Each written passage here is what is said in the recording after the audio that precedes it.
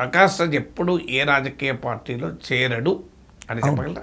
అవును, because I'm an eternal opposition. I'm more powerful as a citizen in this country. నాకు చాలా చాలా పార్టీలు పిలిచాయి ఎంపీ. లేదయ్యా, ఐ విల్ బికమ్ బికాస్ నేను మీ అసహ్యమంతా నేను మొయ్యాలి. I'm against this. I'm more powerful as an artist, as an actor. నాకు కావాల్సిన గుర్తింపు ఆల్రెడీ, దీనికన్నా గుర్తింపు మీరు ఎక్కడిస్తారు?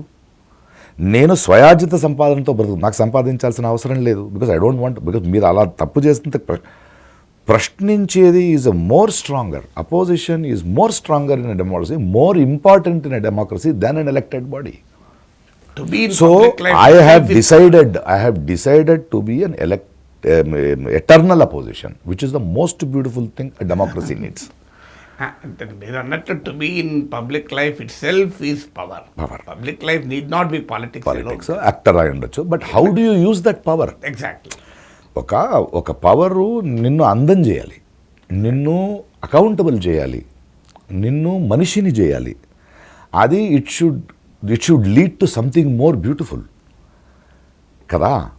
That is how I'm using my power. కానీ మీరు ఈ పవర్ను వాడే క్రమంలో ప్రకాష్, స్పీకింగ్ ట్రుత్ పవర్ చాలా ఈజీ అనుకుంటారు అందరూ.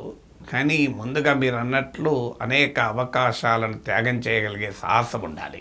First you should have that guts. అంటే ఆపర్చునిటీస్ వస్తుంటే మీరు అన్న ప్రకాష్ గారు పార్లమెంట్లో ఉంటాడు, ఎక్కడైనా ఉంటాడు. మీరు కోలుకోవాలని అంటున్నారు, మీరు సినిమాలు కోలుకున్నారు, పేరు కోలుకున్నారంటే నేను పొందింది ఎవరు ఎందుకు మాట్లాడట్లేదు?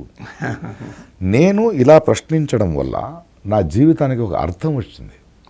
I feel more liberated now. అంటే ప్రకాష్ రాజు ఆ రోలు ఈ గెటప్లో బాగున్నాడని మాత్రమే అర్థం చేసుకుని నా చెడిపోవడం కన్నా, ప్రకాష్ రాజు యాక్టర్గా ఉండేవాడు, ఇలా ప్రశ్నించేవాడు, ఇలా వైరుధ్యాలు ఉన్న వ్యక్తి అని నేను ఎవరో జనాలకి తెలిసి నేను చచ్చిపోతే బెటర్ చావు కదా అది.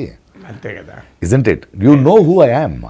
And it is very important because artist ఉన్నాడు కదా. ఇప్పుడు నాకు వచ్చిన పేరు కానీ ఒక నటుడిగా అది నా ప్రతిభ వల్ల మాత్రమే రాలేదు. అది జనాలు ఇచ్చిన ప్రేమ వల్ల కూడా, వాళ్ళు నా మీద పెట్టిన నమ్మకం వల్ల కూడా. ఎందుకంటే వాళ్ళు ప్రతి టికెట్ కొనడానికి వాళ్ళ డబ్బు, వాళ్ళ కష్టార్జిత డబ్బు, వాళ్ళ టైంని ఇన్వెస్ట్ చేశారు. I'm not doing a charity by acting. వాళ్ళు ఎంత నచ్చారో అంత పేమెంట్ నాకు పెరిగింది. అంతే కదా. అలా ఉన్నప్పుడు అలాంటి ఒక సమాజానికి ఏదైనా అయినప్పుడు గొంతవ్వాల్సిన, నన్ను వేదిక మీద ఎక్కించిన జనాల గొంతని నేను వేదికగా మారి నా భుజం మీద తీసుకోవాల్సిన బాధ్యత నాకు లేదా? Isn't that the beauty of life?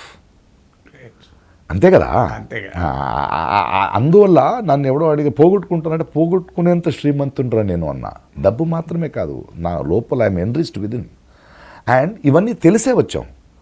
And మీరు వెనక చూస్తే, మీరు అంబేద్కర్ కానీ, గాంధీ కానీ, గ్రేట్ భగత్ సింగ్ కానీ, స్వతంత్రం కోసం పోరాడిన వాళ్ళు చేసిన త్యాగాలకి, వాళ్ళు భరించిన నొప్పులకి కంపేర్ చేస్తే ఇంత కూడా లేదు. ఇంత కూడా చేయలేమే, అనుభవించలేమా మనం?